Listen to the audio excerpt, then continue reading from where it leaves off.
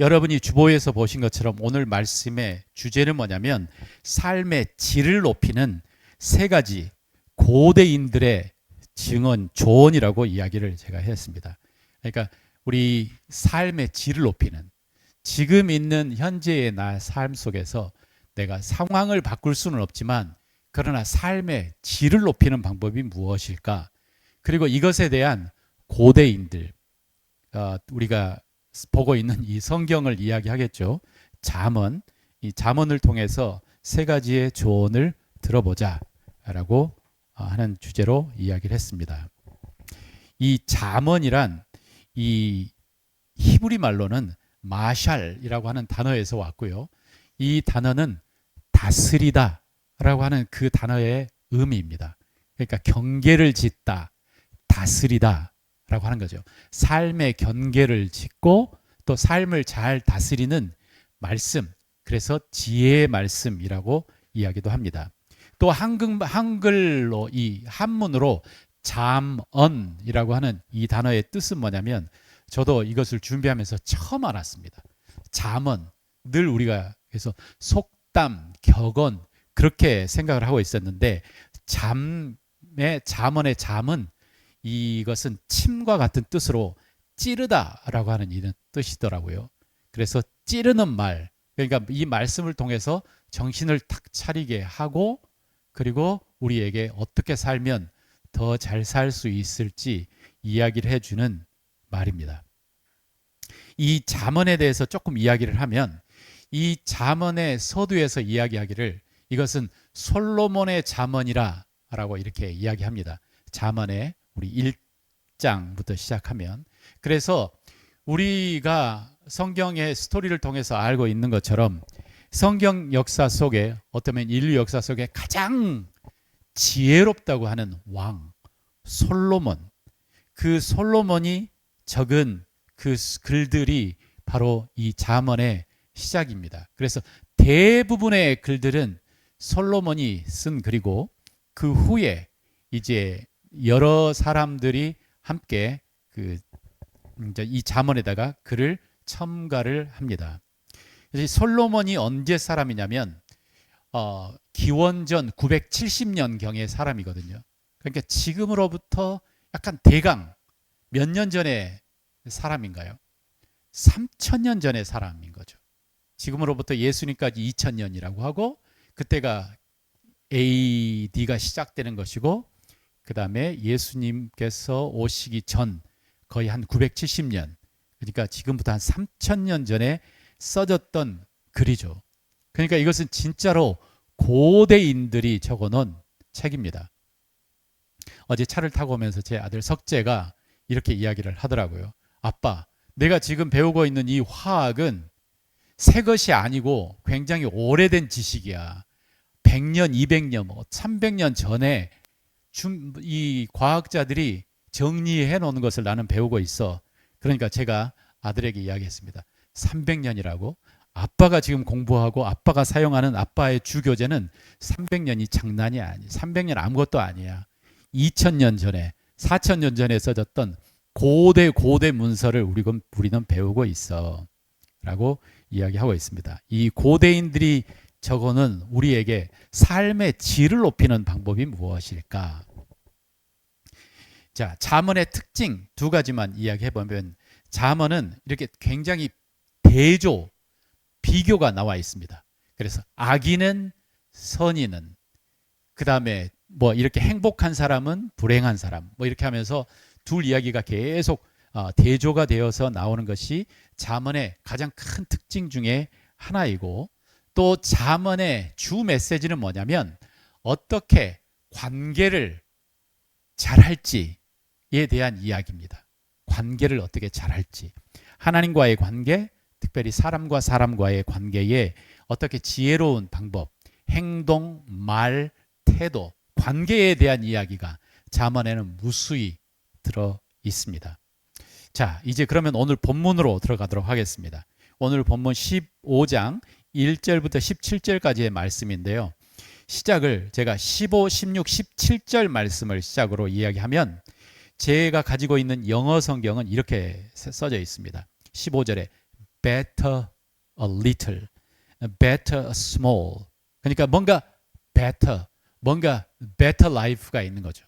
뭔가 좀 더 좋은 삶이 있는 거죠. 지금 살고 있는 삶보다 좀 더 삶의 질이 높은 삶이 있는 거죠.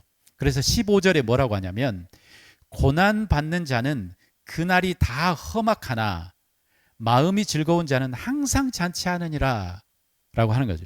그래서 여기서 저는 이 성경 말씀을 어떻게 이해를 했냐면 어떤 사람에게는 똑같은 상황인데 항상 힘들고 그리고 고난이에요. 험악해요. 그렇지만 동일한 상황과 환경에서도 어떤 사람은 그것을 즐거워하고 그 삶을 즐거움으로 바꾸고 항상 잔치하는 사람이 있는 거죠. 그래서 우리의 삶을 어떻게 받아들이냐에 따라 어떤 사람들은 이게 고난이고 힘들고 어렵지만 어떤 사람들은 그 안에서 즐겁고 잔치하는 삶으로 바꿀 수가 있다. 16절에 가산이 적어도 여호와를 경외하는 것이 크게 부하고 번뇌하는 것보다 나으니라. Better life, better little with the fear of the Lord. 그러니까 작은 것을 가지고 있는 것이 엄청난 부를 가지며 그러면서 삶의 고통을 갖는 것보다 훨씬 낫다. 그 다음에 17절도 채소를 먹으면서 서로 사랑하는 것이 살찐 소를 먹으면서 서로 미워하는 것보다 낫다. 그래서 우리의 현재의 상황이 어떠함에 따라 이건 우리의 better life는 사실 별 상관이 없이 우리의 마음의 태도 그리고 어떤 삶의 태도에 따라 지금 우리의 삶이 훨씬 더 건강하고 그리고 더 행복할 수 있다. better life. 삶의 질을 높일 수 있다. 그래서 15장 1절부터 14절까지 이제 우리 쫙 읽으면서 제가 세 가지로 정리를 했습니다. 그래서 더 삶의 질을 높이기 위한 better life에 대한 세 가지 교훈이라고 이름을 적었고요. 어떻게 하면 우리가 삶의 질을 함께 더 행복하게 살 수가 있을까라고 하는 것을 이야기해 보도록 하겠습니다. 우리 신학자들이 이 그 잠언을 쭉 읽으면서 우리의 현대인의 사고로서 뭔가 이렇게 딱 단락을 탁탁탁 지었으면 좋겠는데 그때 당시에 고대인들은 좀 그렇게 생각을 안 했던 것 같아요. 그래서 이걸 좀 단락 짓기가 쉽지는 않아요. 그렇지만 현대인의 사고에 맞게 한번 이 1절부터 우리 15절까지의 말씀을 크게 세 개로 이렇게 단락 지어서 이야기를 해보겠습니다. 자, 그러면 better life를 위해서 우리가 어떻게 하면 되는가? 첫 번째는 같이 한번 따라해 보겠습니다. 삶의 질을 높이려면 말투를 바꿔라. 삶의 질을 바꾸려면 말투를 바꿔라. 왜 이렇게 이야기를 했는지 먼저 1절을 보겠습니다. 과격한 대답은 분노를 죄송합니다. 성경을 제가 잘못 읽었습니다. 유순한 대답은 분노를 쉬게 하여도 과격한 말은 노를 격동하느니라 라고 이야기했습니다. 그러니까 대답을 유순하게 하면 정말 이 싸움이 날 것 같으면서도 그것을 확 죽이면서 그 다음에 분노를 쉬게 할 수 있지만 그러나 여기에 대꾸를 과격하게 대꾸하면 격동을 일으키고 서로 싸우게 된다. 자, 그 다음에 2절도 그렇습니다. 지혜 있는 자의 혀는 지식을 선히 베풀고 미련한 자의 입은 미련한 것을 쏟아내느니라. 그래서 지혜로운 사람들은 그의 말에 선한 것을 이야기하면서 그 다음에 그 상황을 평화롭게 그 다음에 화목하게 바꿀 수 있지만 미련한 사람들은 그 미련한 것을 쏟아내는다라고 이야기합니다. 그러니까 말을 그냥 해버리는 거죠. 자, 그 다음에 4절에 또 이렇게 이야기합니다. 온순한 혀, 온순한. 제 영어 성경에는 soothing tongue, 그러니까 부드러운 온순한 이 혀는 곧 생명나무이지만 패역한 혀는 이 패역한이라고 하는 이 단어의 뜻은 뭐냐면 뭔가 끝이 변질된, 패역한 혀는 마음을 상하게 하느니라 라고 이야기합니다. 그래서 온순한 혀, 부드러운 혀, 이 삶을 편안하게 하는 이 혀는 생명나무이지만, 그러나 이 말로써 사람들에게 상처를 주고 아프게 하고 하는 것은 이 마음을 상하게 하느니라, 영혼을 상하게 하느니라 라고 이렇게 이야기하고 있습니다. 자, 그러면서 오늘 첫 번째, 삶의 질을 높이려면, 우리의 가정 속에서 삶의 질을 업그레이드 시키려면 무엇을 해야 되냐면 말투를 바꾸고 온순한 말을 하고, 그리고 내가 이 말을 쏟아내고 싶지만 그 쏟아내지 않고 그것을 입에 딱 맞고 참고, 그 다음에 좀 더 정화시켜서 순화시켜서 이야기를 하는, 이것을 우리가 배워야 되는 거죠. 흔히 우리가 이야기하기를 솔직함에 대해서 이야기합니다. 솔직하다. 그러니까 나는 솔직해요. 그래서 내 마음속에 있는 것을 나는 이야기할 수밖에 없어요 라고 이야기하는데, 우리가 삶을 살아가면서 우리가 꼭 배워야 할 것은 뭐냐면 솔직함을 더 뛰어넘는 지혜를 배워야 하고, 우리는 사회성을 배워야 합니다. 그래서 사회성이 있는 사람은 뭐냐면, 비록 내 눈에 좀 부족한 게 보여요. 그리고 이게 조금은 좀 달라요. 그렇지만 사회성이 있는 사람은 수고하셨습니다, 정말 멋있었습니다, 은혜 받았습니다 라고 이야기해 주는 것이 더 사회성이 있는 거지, 그 사람 앞에 딱 가가지고 오늘 이야기 들어보니 진짜 이게 뭔 말하는지 모르겠어요, 왜 이렇게 하셨어요, 이 엉망이에요. 이것은 사회성이 떨어지는 거죠. 근데 그 사람 이야기하기를 나는 솔직해요. 이것은 아직 성숙이 일어나지 않는 것입니다. 그래서 우리 젊은 친구들과 함께 제가 이야기를 했어요. 사회성과 아부와의 차이가 뭔 줄 아니? 그러니까 사회성인지 아부인지. 제가 우리 섬기고 있는 어떤 공동체에 우리 형제 하나가 있어요. 그래서 젊은 친구인데 그 친구는 자기 교회 목사님한테 늘 그렇게 이야기한대요. 설교 후에 목사님 은혜 많이 받았습니다, 목사님 수고하셨습니다. 그 목사님의 설교가 죽을 쓰지 않던 그렇게 이야기한대요. 그래서 내가 물어봤어요. 그것은 사회성이니 아부니? 그러니까 그 친구가 하는 말이, 아부라고 하면 제가 그 목사님한테 뭔가 되돌려 받을 뭔가를 기대하면서 이야기하는 것이 아부가 아니겠습니까? 그런데 사회성은 그 사람을 더 격려하기 위해서 제가 하는 말입니다. 근데 젊은 친구가 진짜 지혜롭더라고요. 사회성과 아부는 그 마음의 동기가 다릅니다. 그래서 그 마음의 동기가 그 사람을 격려하고 세우려고 하고 공동체의 분위기를 더 일으키려고 하는 것은 우리가 충분히 우리 마음속에 약간 아닌 것 같지만 그러나 이야기할 수 있는 거죠. 이게 지혜인 거죠. 그래서 우리의 말투를 바꾸기 위해서 우리가 꼭 알아야 되는 것은 뭐냐면, 내 말이 이게 진짜 진리고 솔직해도 이게 상대방의 마음을 아프게 하고 그 다음에 관계를 깬다면 나는 이 말을 조심하리라 라고 하는 마음의 결정을 해야 되고요.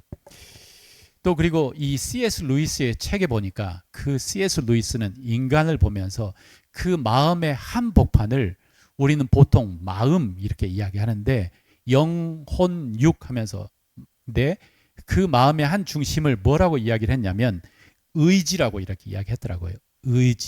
의지는 선택인 거죠. 선택.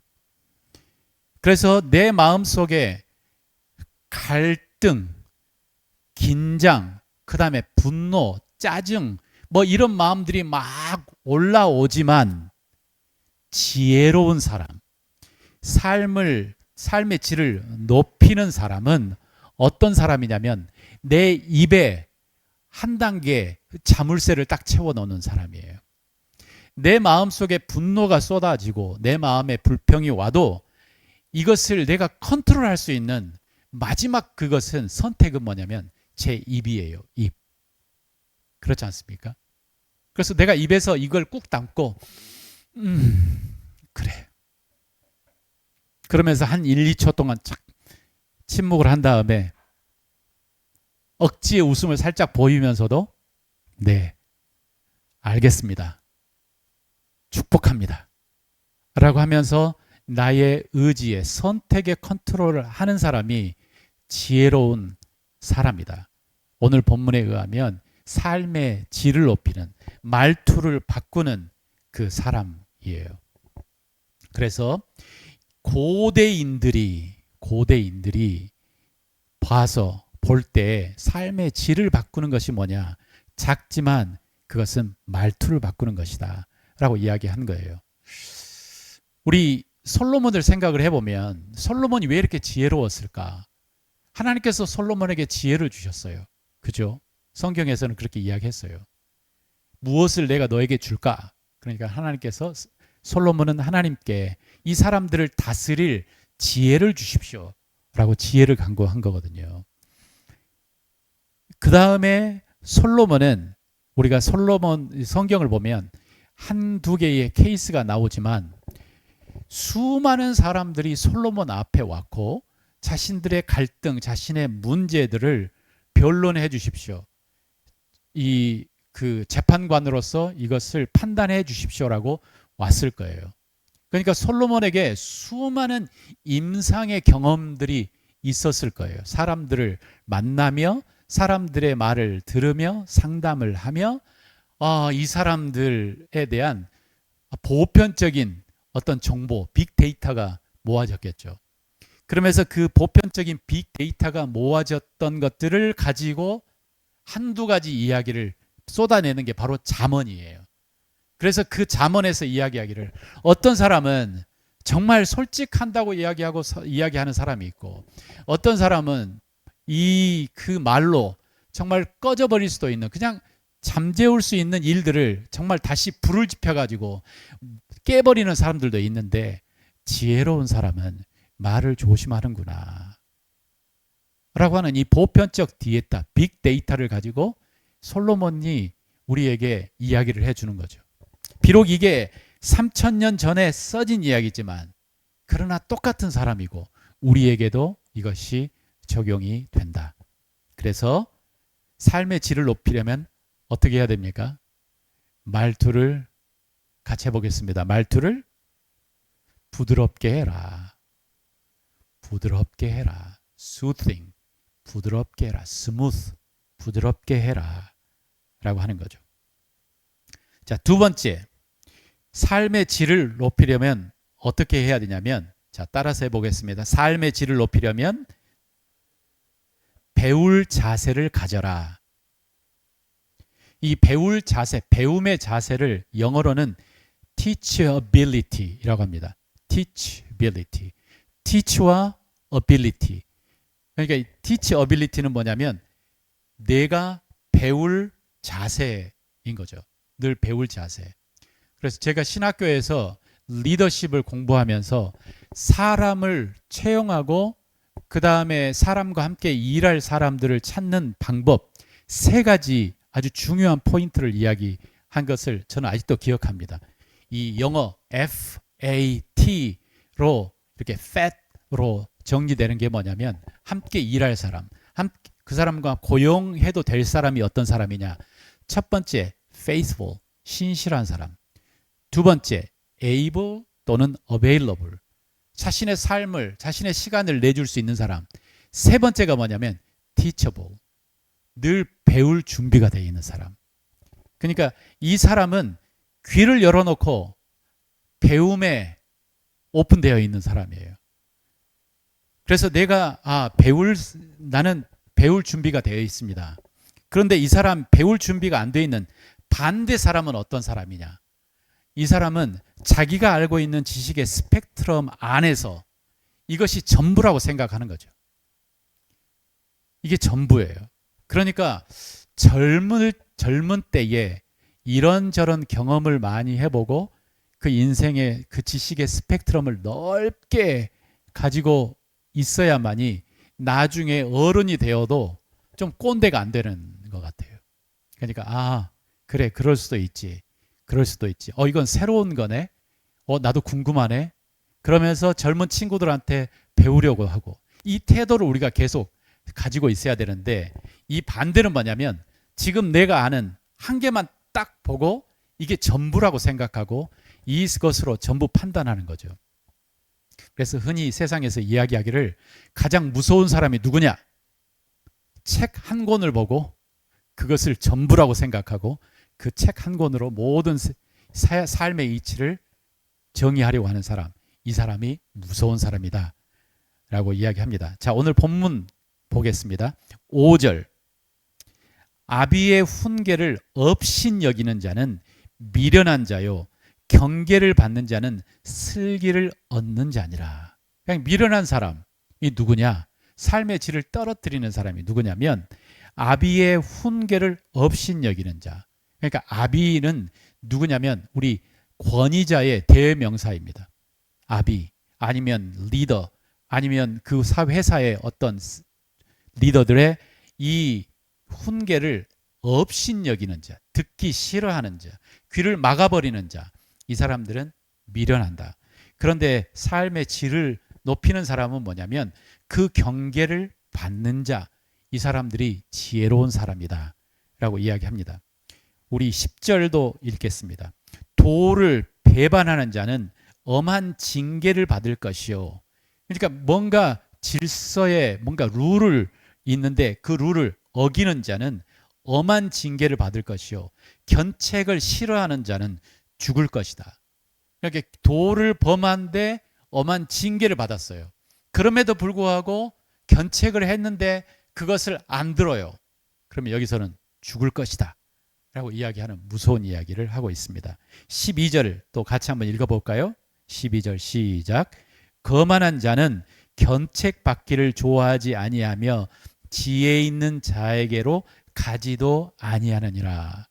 그러니까 거만한 자, 귀가 꽉 막혀 있는 자, 전혀 teachability가 없는 사람, 배울 자세가 없는 사람은 귀를 꽉 막는다. 거만한 자다. 그래서 이 사람은 견책을 받기도 싫어하고 그리고 지혜 있는 사람이 옆에 있어도 그 옆에 가지 않는다. 무서운 사람인 거죠. 이런 사람 옆에 있으면 굉장히 답답하고 이런 사람이 리더가 되면 정말 답답해질 거예요. 14절에도 나와 있습니다. 14절 명철한 자의 마음은 지식을 요구하고 미련한 자의 입은 미련한 것을 즐기느니라. 지혜로운 자, 명철한 자는 더 뭔가 알기를 원합니다.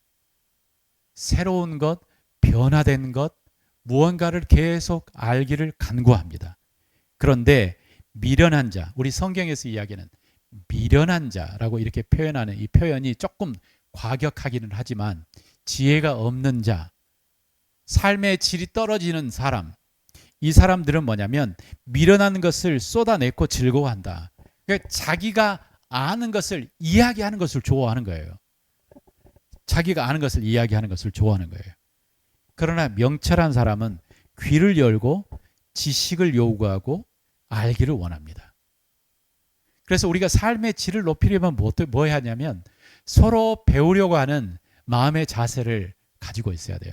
내가 틀릴 수 있다고 하는 그 마음을 가지고 있어야 돼요. 내가 틀릴 수 있구나. 내 생각이 틀릴 수 있구나. 우리 같이 한번 해볼까요? 내 생각이 틀릴 수 있다. 다를 수 있다.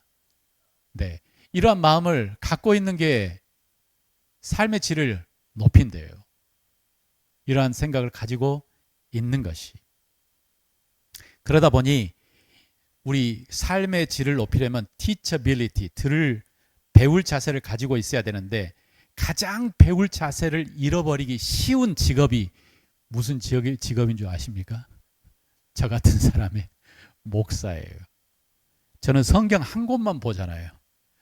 우리 책 한 권만 보고 모든 걸 판단하는 사람이 무서운 사람인데 이걸 가지고 모든 세상의 이치를 판단하려고 하면 저도 모르게 우리가 꼰대가 되어갈 수도 있습니다.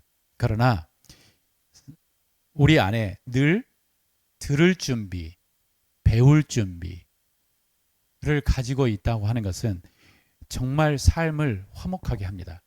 리더가 물론 최종 결정을 해야 되지만 그러나 리더가 이러한 태도를 가지고 있다면 정말 그 공동체와 그 사회가 정말 더 행복하겠죠. 자, 마지막 세 번째. 삶의 질을 높이려면, 자, 따라서 해보겠습니다. 삶의 질을 높이려면 공동체성을 높여라. 네, 공동체성을 높여라. 제가 굳이 이렇게 이야기했습니다. 공동체성을 높여라. 그러니까 함께 살아가는 그 센스, 그 느낌을 키워야 되는 거죠. 자, 여기에 반한 우리 성경 구절을 보도록 하겠습니다. 3절 같이 읽어보겠습니다. 여호와의 눈은 어디서든지 악인과 선인을 감찰하느니라.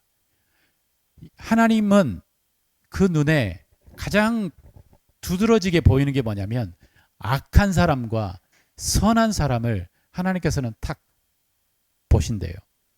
6절 의인의 집에는 많은 보물이 있어도 악인의 소득은 고통이 되느니라.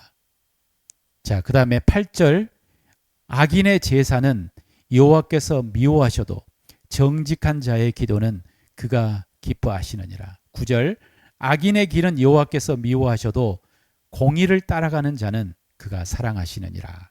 그 다음에 11절 수올과 아바돈도 여호와의 앞에 드러나거든 하물며 사람의 마음이리요. 이 말은 뭐냐면 수홀, 여기 고대 사람들의 이게 지옥 같은 거예요. 굉장히 죽음의 장소. 아바돈도 마찬가지예요. 이것마저도 여호와 앞에 다 들추어지는데 하물며 사람들의 마음이야. 하나님께서 모르시겠냐. 다 아신다. 너의 중심의 의도를 하나님께서는 다 아신다. 제가 이 말씀을 읽으면서 악인과 선인의 이야기를 하는데 이걸 어떻게 우리가 적용을 할까 고민을 살짝 해봤거든요.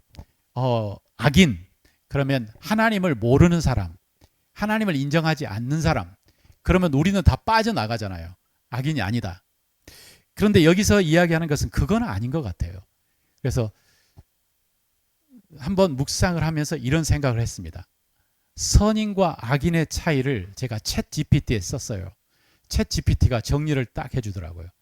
선인과 악인의 차이. 첫 번째, 하나님을 인정하지 않고 하나님을 두려워하지 않는다. 두 번째, 그러면 두 번째, 세 번째 삶의 태도 하는데 그 다음에 결정되는 것은 뭐냐면 악인은 이기적이에요. 자기중심적이에요. 선인은 다른 사람을 돌아보고 다른 사람을 생각하는 거예요.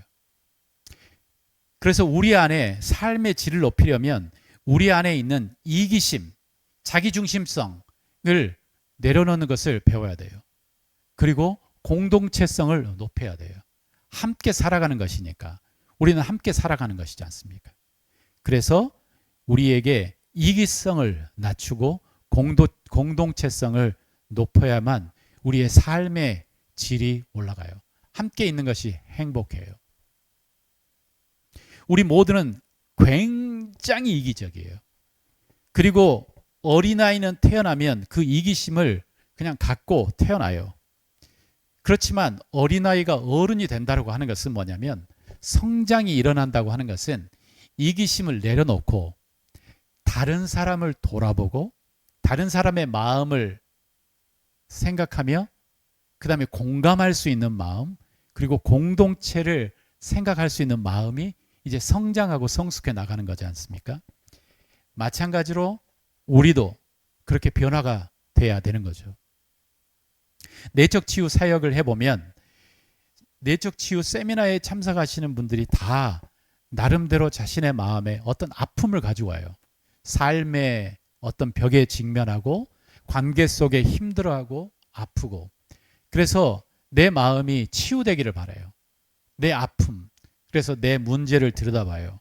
그래서 내 문제를 돌아다보며 내가 이런 생각을 가지고 있었던 것, 이런 아픔의 뿌리는 내 어렸을 때의 어떤 상처와 아픔이었구나.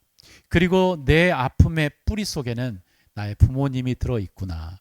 내 위로부터 그 옛날 조상으로부터 내려오는 잘못된 습관이 있구나. 그러면서 자꾸 나를 알아가는 시간을 갖습니다. 그런데 내적 치유의 목표, 그 다음에 하나님께서 원하시는 목표는 여기에 머물러 있는 것은 그것이 아니에요.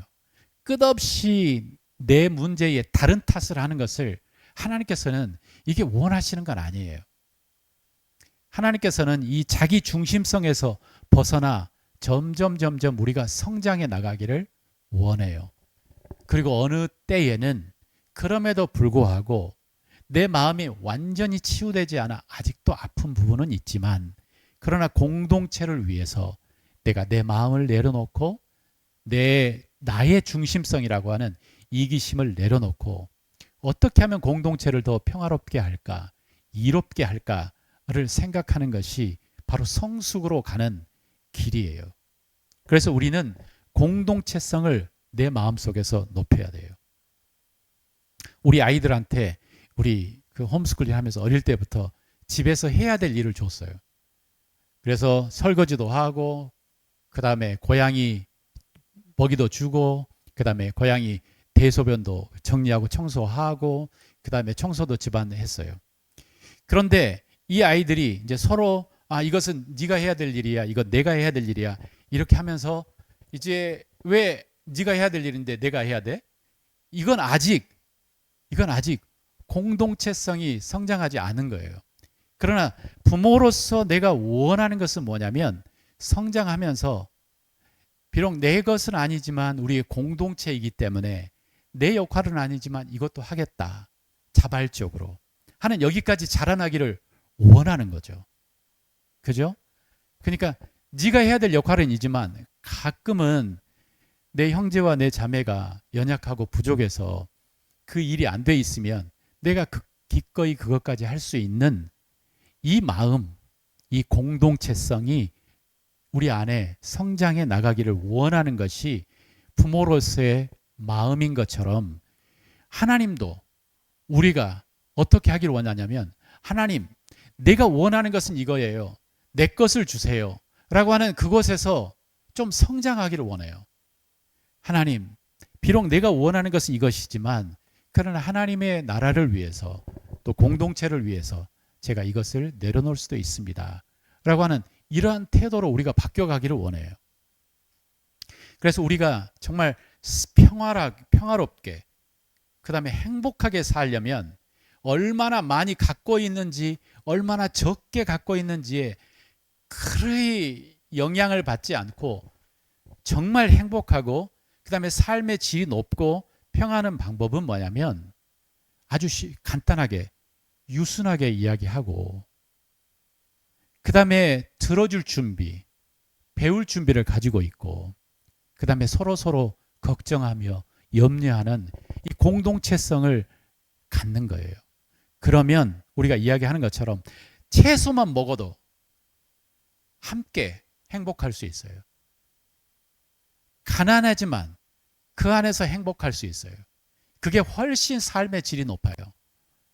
여기서 엄청나게 큰 아파트에, 엄청나게 그 조망권이 좋은 비싼 아파트에 살면서도 서로 싸우고 질투하고 시기하고 자기만 생각하는 이 삶보다 훨씬 삶의 질이 높다는 것입니다.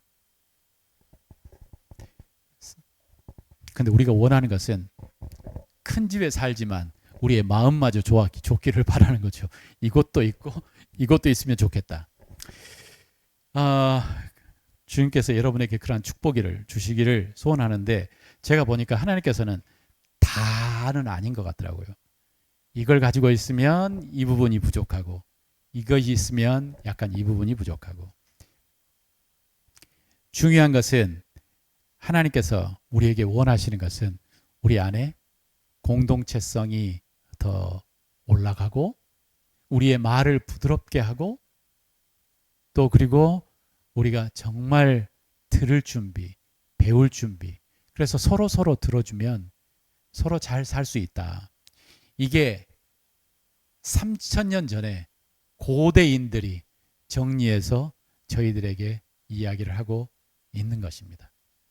너무나 당연하고 단순한 말인 것 같지만 그러나 그때 사람이나 지금 사람이나 사람들은 똑같은 것 같아요. 그래서 우리가 함께 예수 공동체로서 우리 공동체 안에서 그렇게 우리가 성장하고 자랐으면 좋겠습니다. 그래서 내가 이 말도 조금 참고 내가 부드럽게 이야기하고 그 다음에 내 생각과 좀 다르지만 들어줄 수 있고 그 다음에 좀 부족한 부분 내 눈에 보이면 그것 가서 먼저 하고 이러한 태도를 우리가 갖는다면 우리가 더 행복하게 함께 성장할 수 있을 거라고 생각합니다.